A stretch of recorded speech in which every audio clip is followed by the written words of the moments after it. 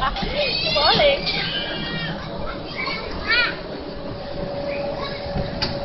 Sáng chú bỏ rồi Sáng.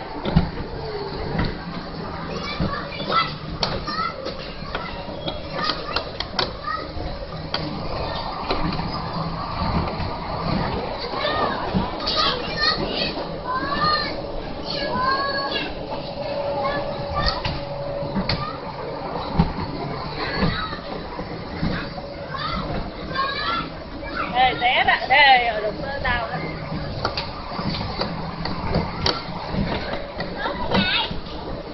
Ê, đừng có thọc nó gãy tay đó.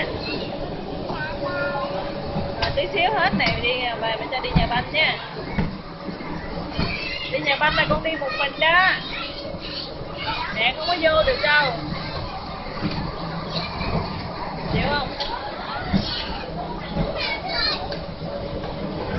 Vô bạn chọi chút không?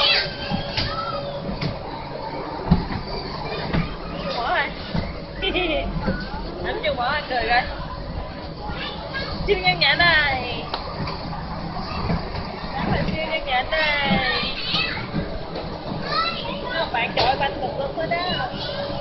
Con vô đó là bạn chọi vô mặt con luôn.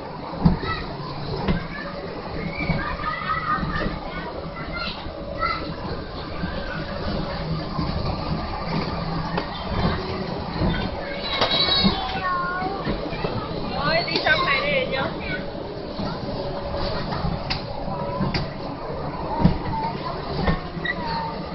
Bạn chọi chút con luôn.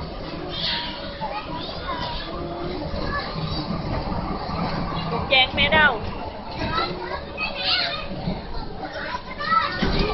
Gì vậy trời?